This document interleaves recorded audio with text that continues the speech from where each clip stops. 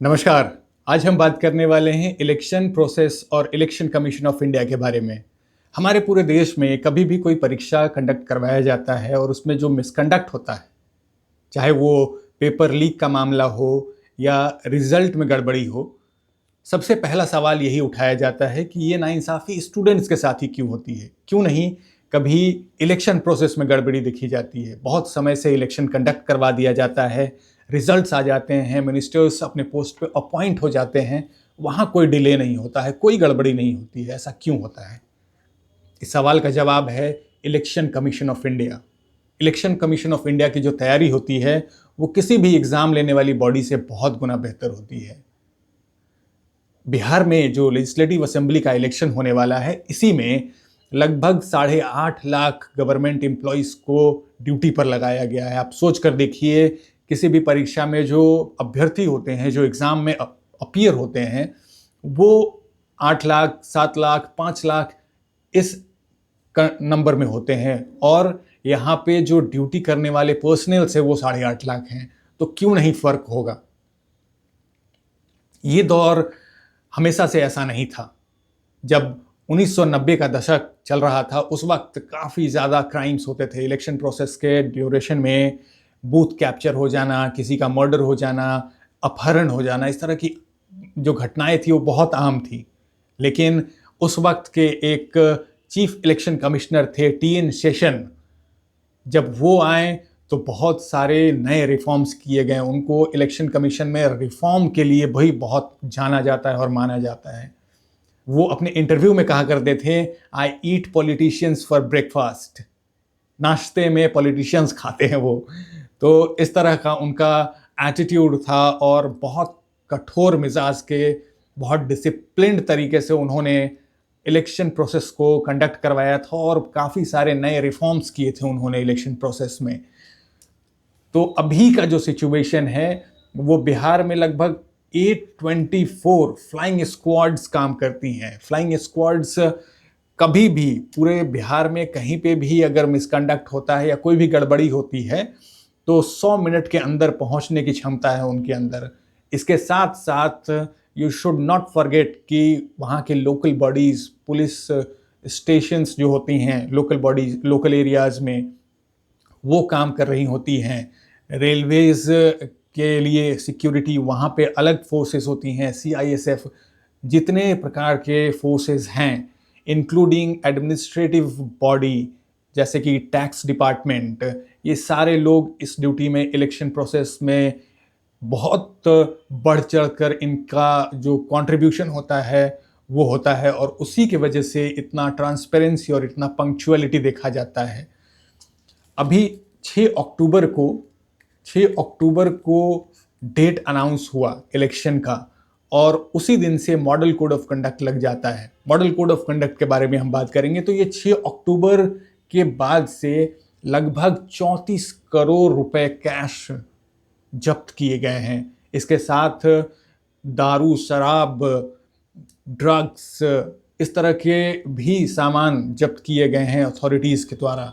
तो इतना ज़्यादा जो यूज़ है मसल पावर और मनी पावर का, ये हमेशा से इलेक्शन प्रोसेसेस में अपने वोटर्स को इन्फ्लुएंस करने के लिए किया जाता था। लेकिन इलेक्शन कमीशन ऑफ इंडिया की जो पंक्चुअलिटी है और जो इनका काम करने का तरीका है, ये सच में जो इंडिया की डेमोक्रेसी है उस पे हमें हमारा भरोसा बनाए रखने के लिए इनका जो रोल है वो काफ़ी सराहनीय है। मॉडल कोड ऑफ कंडक्ट जब लग जाता है, जिसे शॉर्ट में कहते हैं MCC, model code of conduct, ये जब इलेक्शन का डेट अनाउंस हो जाता है उसके बाद से ये लागू हो जाता है और इसका जो इम्प्लीमेंटेशन है, ऐसा कुछ नहीं है कि ये लीगली बाइंडिंग है किसी के ऊपर। ये एक मोरल ऑब्लिगेशन होता है कि जो भी स्टेक होल्डर्स हैं, जैसे कि पॉलिटिकल पार्टीज़ या गवर्नमेंट ऑफिशियल्स, इन लोगों के लिए ये कंडक्ट होता है। आप एक मॉडल कोड ऑफ कंडक्ट का मतलब कि कोड ऑफ कंडक्ट, आप ये एक कोड है, इसको हम तोड़कर समझते हैं। मॉडल का मतलब कुछ आइडियल है और आइडियल्स या फिर कुछ नियम बनाए गए हैं, ये एक मॉडल है। कोड का मतलब रूल्स, और कंडक्ट का मतलब आपके जो व्यवहार हैं, how you act in those days, तो इसी को मॉडल कोड ऑफ कंडक्ट कहते हैं। और इसी के तहत ये ऑब्लिगेशन होता है गवर्नमेंट्स के ऊपर कि जब इलेक्शन का डेट अनाउंस हो जाए तो आप फिर कोई नया प्रोग्राम लॉन्च नहीं कर सकते हैं। जैसे अभी बिहार में इलेक्शन है तो बिहार की गवर्नमेंट तो कुछ नहीं ही अनाउंस कर सकती है, ये ऑब्लिगेशन सेंट्रल गवर्नमेंट के ऊपर भी होता है। सेंट्रल गवर्नमेंट बिहार के लिए कोई नया पैकेज लॉन्च ना करे, कोई प्रोग्राम या कोई स्कीम लॉन्च ना करे इस दौरान। तो इसमें और क्या बात ध्यान रखी जाती है, एक तो गवर्नमेंट ऑफिशियल्स के ऊपर कि गवर्नमेंट का जो ऑफिस है उसको इलेक्शन प्रोसेस में पॉलिटिकल पार्टीज इस्तेमाल नहीं करेंगी, गवर्नमेंट का जो व्हीकल है उसको इस्तेमाल नहीं करेंगे। जो मिनिस्टर्स हैं वो इलेक्शन कैंपेनिंग के लिए अगर जाते हैं तो उसमें गवर्नमेंट के द्वारा दिए गए व्हीकल्स का इस्तेमाल नहीं करेंगे और उसको अपनी ड्यूटी की तरह नहीं शो करेंगे। ऐसा भी होता है ना कि जो हायर अथॉरिटीज़ हैं, मिनिस्टर्स या फिर बहुत सीनियर ऑफिसर्स, वो कभी कभी निकलते हैं किसी टूर पे और शो करते हैं कि हम सर्वे करने जा रहे हैं, हम अपनी ड्यूटी निभाने जा रहे हैं वहाँ पे। तो इस तरह की हरकतों पे भी रोक होती है मॉडल कोड ऑफ कंडक्ट लगने के दौरान। दूसरा है कि जो भी पॉलिटिकल पार्टीज हैं उसमें कोई भी डिस्क्रिमिनेशन नहीं होगा। डिस्क्रिमिनेशन पॉलिटिकल पार्टीज के बीच में नहीं किया जाएगा अथॉरिटीज़ के द्वारा। अगर परमिशन चाहिए पब्लिक प्लेसेस पे, अगर आपको कुछ डिस्क्रिमिनेशन पब्लिक प्लेसेस पे अगर बुकिंग करनी है, जैसे किसी मैदान में, जैसे गांधी मैदान है, पटना के गांधी मैदान को अगर बुक करना है तो आपको परमिशन लेना होगा और इसमें फर्स्ट कम फर्स्ट सर्विस होगा। ऐसा बिल्कुल नहीं किया जाएगा भेदभाव कि जो बड़ी पार्टी है या जो पावर में है पार्टी उसको प्रेफरेंस दिया जाएगा। इसमें सारी पॉलिटिकल पार्टीज को बराबर इंपॉर्टेंस दिया जाता है। उसके बाद इसको फैसिलिटेट करने के लिए सुविधा नाम का पोर्टल है जिसके ऊपर पॉलिटिकल पार्टीज बुकिंग कर सकते हैं हेलीपैड का, या किसी मैदान को अगर बुक करना है अपने रैलीज के लिए या फिर अपने प्रोग्राम के लिए, तो यहाँ से वो अपना रिक्वेस्ट रजिस्टर कर सकते हैं और लोकल अथॉरिटीज़ का परमिशन लेने के बाद ही वहाँ पे अपना रैली, मार्च या फिर कोई प्रोग्राम ऑर्गेनाइज करवा सकते हैं। तो अथॉरिटीज़ के ऊपर भी ये ऑब्लिगेशन होता है कि किसी तरह का डिस्क्रिमिनेशन ना किया जाए। सारे पॉलिटिकल पार्टीज़ हैं उनको इक्वल इम्पोर्टेंस दिया जाए इस दौरान, ताकि सभी रिप्रेजेंटेटिव्स जो भी खुद को इलेक्शन प्रोसेस में नॉमिनेट कर रहे हैं उनको बराबर मौका मिले अपनी जनता तक बात पहुंचाने का। अब इलेक्शन प्रोसेस जो होता है ये सबसे जो इंडिया का डेमोक्रेसी है इसके लिए बहुत इम्पोर्टेंट है और इलेक्शन कमीशन इस चीज़ को विथहोल्ड करता है। एक तरह से कहें तो इलेक्शन कमीशन एक अंपायर का काम करता है ताकि जो भी पॉलिटिकल ग्रुप्स हैं, पॉलिटिकल पार्टीज़ हैं, वो एक दूसरे के ऊपर हावी ना हो जाएं। जो स्ट्रांग पार्टी है वो कमज़ोर पार्टी या नई पार्टी के ऊपर हावी ना हो। इसलिए ये इलेक्शन कमीशन ऑफ इंडिया की ड्यूटी होती है कि सबको इक्वल अमाउंट ऑफ अपॉर्चुनिटी दिया जाए अपने लोगों तक बात पहुंचाने के लिए। एक और इलेक्शन कमिश्नर थे जिनका नाम था S.Y. कुरैशी।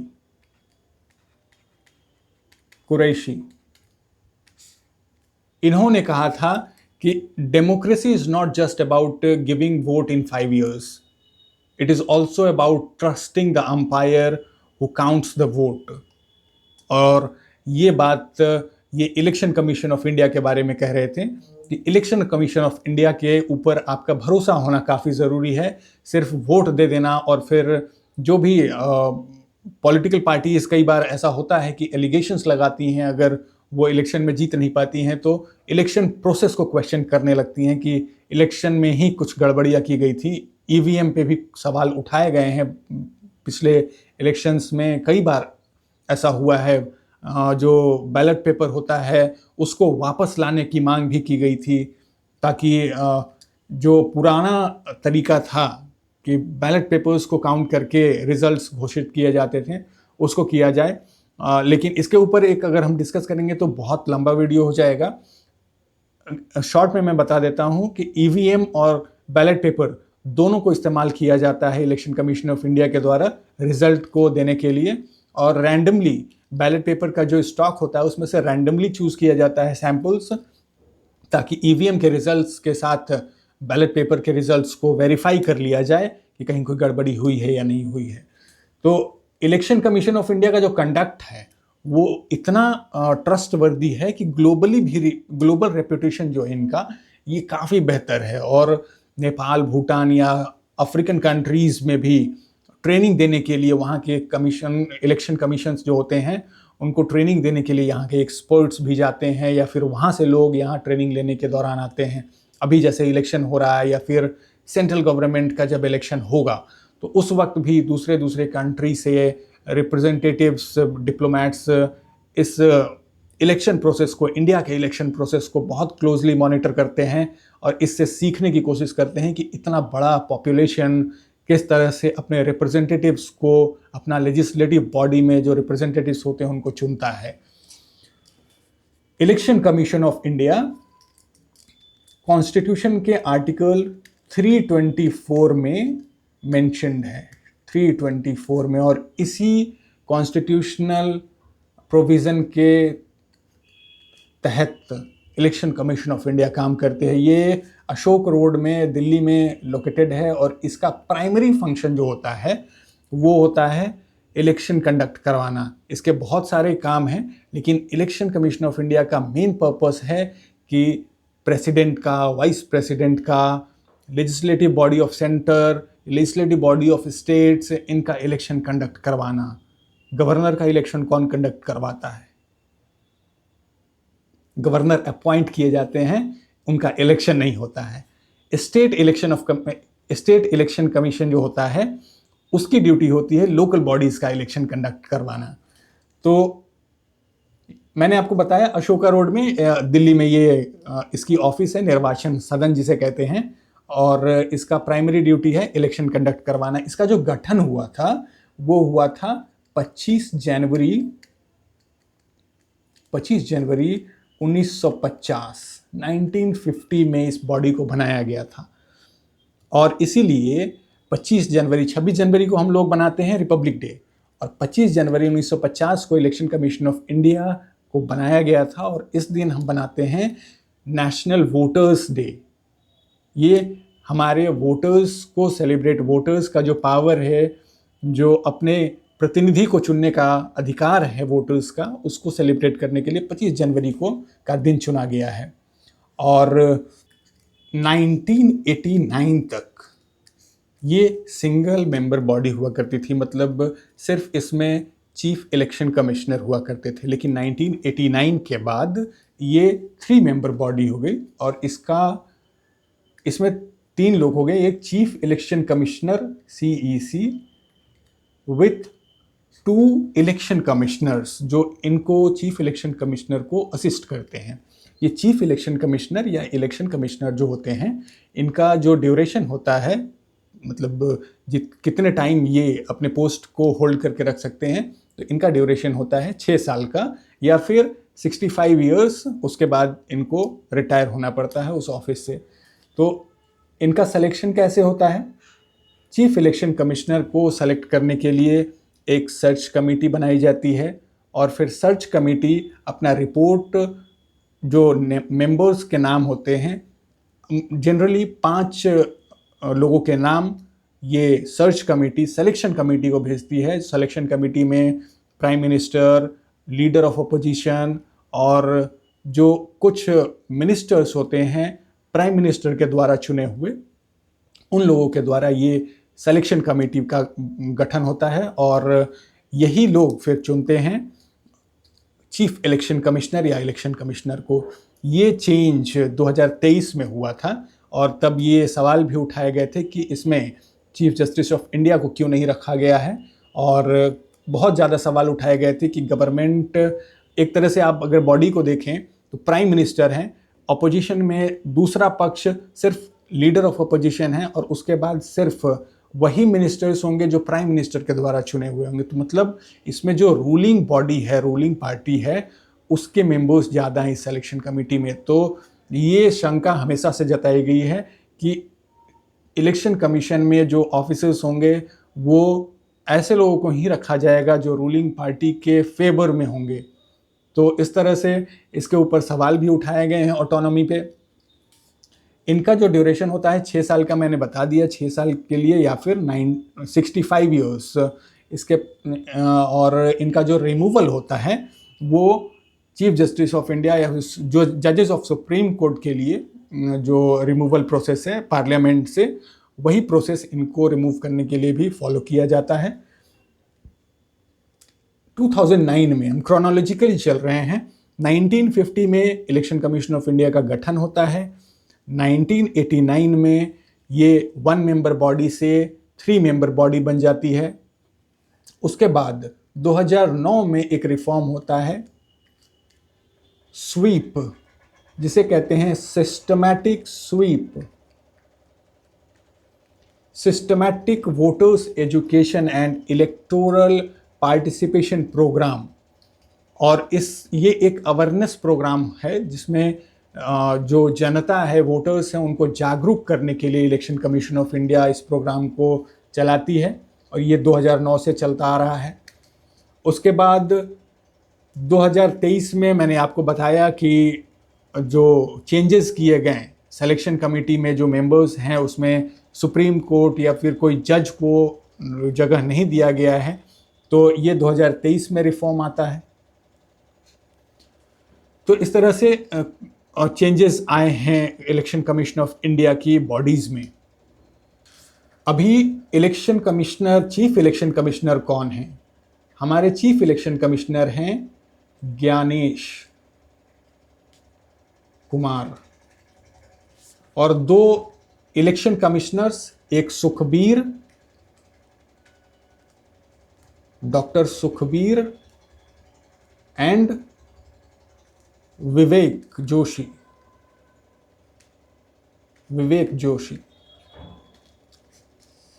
ये 3 लोगों से ये बना है chief election commissioner, 2 election commissioner. और इनके अंदर बहुत सारे ऑफिसर्स होते हैं जो इलेक्शन प्रोसेस को कंडक्ट करवाने में उनकी मदद करते हैं, जिससे बनता है पूरा इलेक्शन कमीशन। इसमें चीफ इलेक्टोरल ऑफिसर्स होते हैं, CEOs, चीफ इलेक्टोरल ऑफिसर्स। उसके बाद डिस्ट्रिक्ट इलेक्टोरल ऑफिसर्स, DEOs। उसके बाद होते हैं इलेक्टोरल रजिस्ट्रेशन ऑफिसर्स, EROs। उसके बाद assistant electoral registration officers, AEROs। उसके बाद बहुत सारे बूथ लेवल ऑफिसर्स होते हैं जिसे हम BLOs कहते हैं।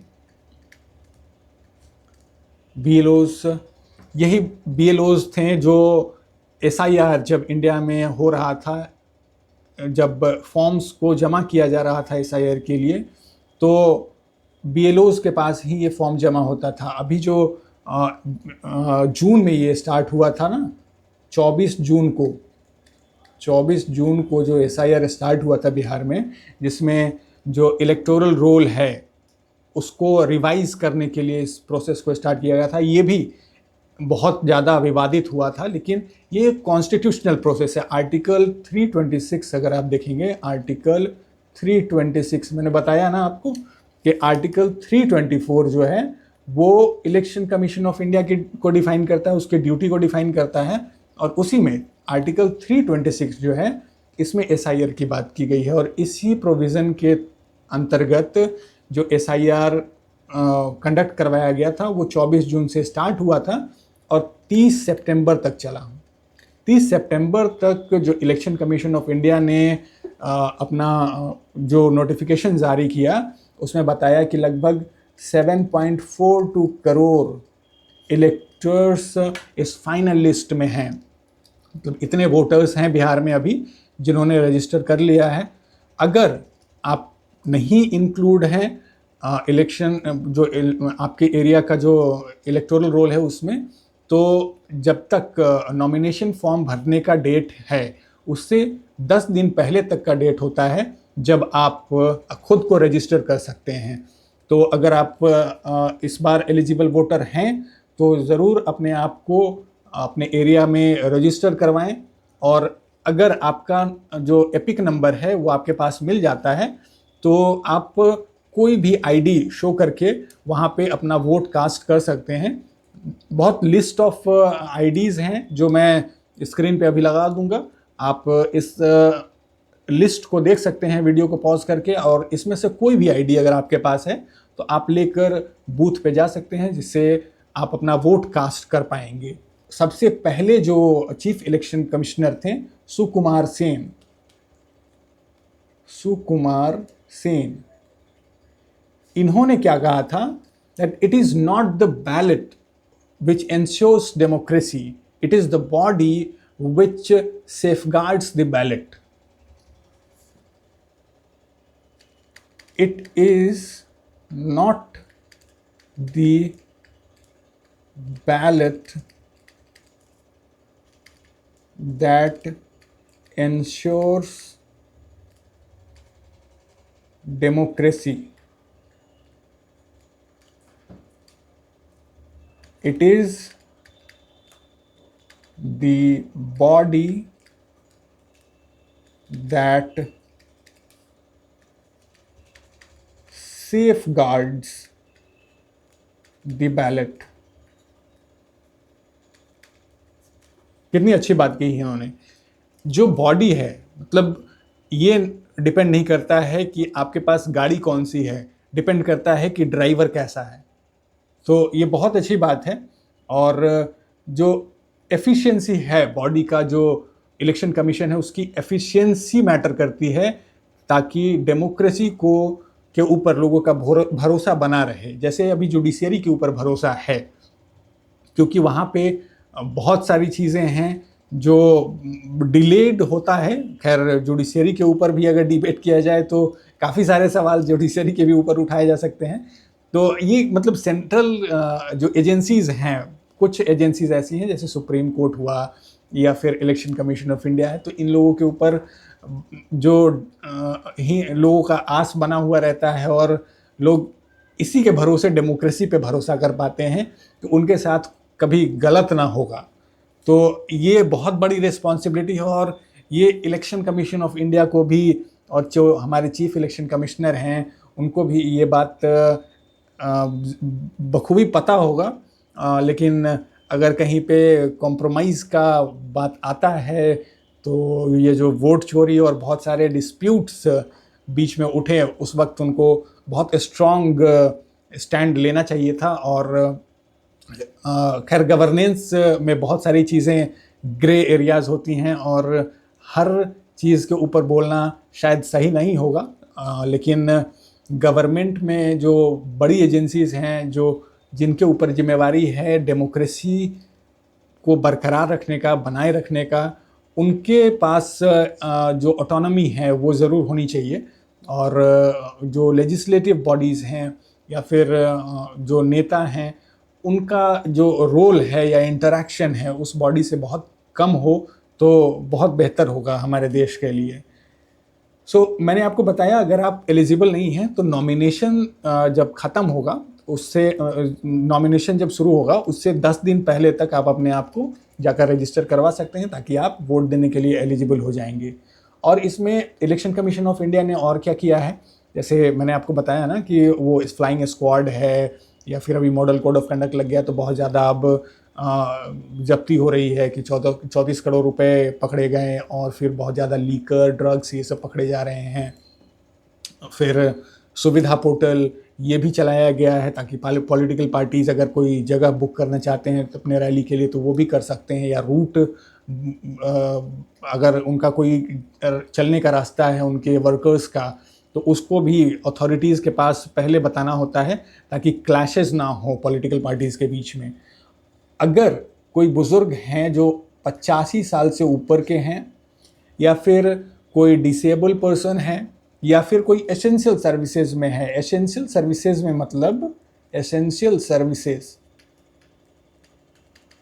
एसेंशियल सर्विसेज में कौन कौन आते हैं, जैसे फायर ब्रिगेड, पुलिस, या फिर वैसे मीडिया पर्सन्स जो इलेक्शन कमीशन के द्वारा रजिस्टर्ड हैं इस इलेक्शन प्रोसेस को कवर करने के लिए। तो ये लोग एसेंशियल सर्विसेज में आते हैं। ये अपनी ड्यूटी छोड़कर तो नहीं जा सकते ना वोट करने, इसलिए इनके लिए स्पेशल प्रोविजंस हैं कि जो 85 साल से ऊपर के हैं या फिर जो डिसेबल्ड हैं वो अपना बैलेट पेपर अपने घर पे ही दे सकते हैं, मतलब घर से फॉर्म भरेंगे और उनको जो वहाँ के इलेक्टोरल ऑफिसर्स हैं या BLOs हैं वो घर से आके कलेक्ट करके लेकर जाएंगे। और जो एसेंशियल सर्विसेज में हैं जो घर से दूर हैं उनके लिए स्पेशल प्रोविज़न है कि electronically transmitted ballot paper system है, वो ETPBS, electronically transmitted postal ballot system, इसके थ्रू वो अपना वोट कास्ट कर सकते हैं। इसमें कोई एक्स्ट्रा एसेंशियल चार्जेस नहीं लगते हैं, फ्री ऑफ कॉस्ट होता है। सिर्फ आपको एक फॉर्म जमा करना होता है जिसे आप बता सकें जो वहाँ की बॉडी है कि आप अवेलेबल नहीं हैं, आप कहीं बाहर हैं और आप अपनी सर्विसेज की वजह से जो इस electronically transmitted postal ballot system है इसका इस्तेमाल करना चाहते हैं। ये सिर्फ कम्युनिकेट करना होता है और फिर आप अपना वोट कास्ट कर सकते हैं। तो ये सब नए रिफॉर्म्स हैं जो इलेक्शन कमीशन ऑफ इंडिया को बहुत बेहतर बनाते हैं। लेकिन इलेक्शन कमीशन ऑफ इंडिया के पास बहुत सारे चैलेंजेस भी हैं।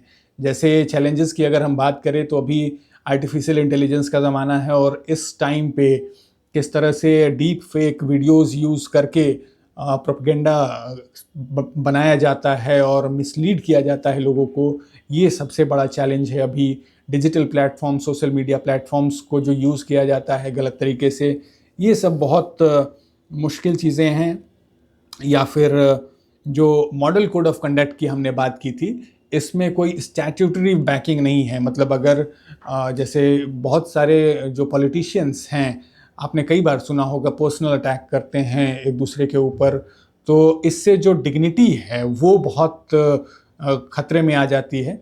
और मॉडल कोड ऑफ कंडक्ट में भी ये बातें हैं कि आप किसी को क्रिटिसाइज़ करना चाहते हैं तो उनके काम पे या उनके पास्ट रिकॉर्ड्स पे करें, ना कि उनके फैमिली पे, या फिर पर्सनल अटैक्स किया जाए, किसी पब्लिक फिगर को डिफेम किया जाए पब्लिकली उनके पर्सनल लाइफ में घुसकर। तो इस तरह की चीज़ें हैं। मॉडल कोड ऑफ कंडक्ट को अगर RPA एक्ट के थ्रू या फिर किसी और कानून को बनाकर उसको अगर स्टैट्यूटरी बैकिंग दी जाए तो ये बहुत ज़्यादा कारगर होगा, फिर वायलेशंस इसके कम होंगे।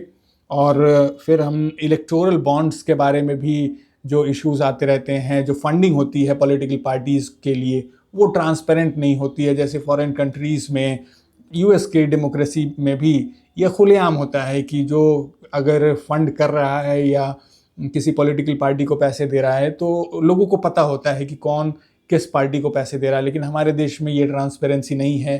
तो ये भी ट्रांसपेरेंट होना चाहिए ये चीज़ें कि कौन किस पॉलिटिकल पार्टी के सपोर्ट में फंड्स दे रहा है, क्योंकि पॉलिटिकल पार्टीज़ के पास जो फंड हैं, जैसे कि जो रूलिंग पार्टी है सेंटर में BJP, ये पूरे वर्ल्ड की सबसे बड़ी पार्टी और सबसे अमीर पार्टी है, तो इनके पास कहीं से तो पैसा आ रहा होगा। ये वोटर्स को क्यों नहीं पता होना चाहिए कि कौन उनको पैसे दे रहा है। या फिर एक चैलेंज ये भी है, साइमल्टेनियस इलेक्शन की जो बात कही जाती थी कि जो बार बार पूरे साल इलेक्शंस होते रहते हैं हमारे देश में, और इससे जो इलेक्शन कमीशन ऑफ इंडिया है इसका जो फंक्शनिंग है वो ओवरबर्डनड है। मतलब पूरे साल ये इलेक्शन कंडक्ट करवाने में रहते हैं, इसमें पैसे भी बहुत खर्च होते हैं। और मैंने बताया कि बिहार में जो इलेक्शन है इसमें 8.5 लाख पर्सनल्स इंगेज्ड हैं। तो इसका मतलब आप समझ सकते हैं कि कभी किसी और स्टेट में इलेक्शन होगा, कभी किसी और स्टेट में इलेक्शन होगा, कभी सेंट्रल गवर्नमेंट का इलेक्शन होगा। तो इतने बड़ी मात्रा में जो पर्सनल्स हैं वो इलेक्शन प्रोसेस में इंगेज्ड होते हैं। तो इसे बार बार अगर इस प्रोसेस को रिपीट किया जा रहा है, इससे बेहतर है कि पूरे देश में इलेक्शन एक साथ हों, तो जो एडमिनिस्ट्रेटिव एफिशिएंसी है वो बेहतर होगा, फिर लोगों के हित में काम होगा ज़्यादा, और ये इलेक्शन प्रोसेस में जो गवर्नमेंट का जो मशीनरी है वो पूरी तरह से वेस्ट नहीं जाएगा। तो इस तरह के बहुत सारे चैलेंजेस हैं और इसे ओवरकम करने के लिए रिफॉर्म्स और भी ज़रूरी हैं इलेक्शन कमीशन ऑफ इंडिया के अंदर, लेकिन बॉडी जिस तरह से काम कर रही है ये बहुत सराहनीय है। एंड हम सभी को चाहिए कि हम अगर एलिजिबल वोटर हैं तो इस इलेक्शन में ज़रूर पार्टिसिपेट करें और वोट दें। एंड आई होप मैंने पूरा जो डायमेंशन है इलेक्शन प्रोसेस और इलेक्शन कमीशन ऑफ इंडिया को लेकर वो कवर किया है। अगर आपके कोई भी डाउट सवाल हो तो आप कमेंट सेक्शन में पूछ सकते हैं। Thank you so much.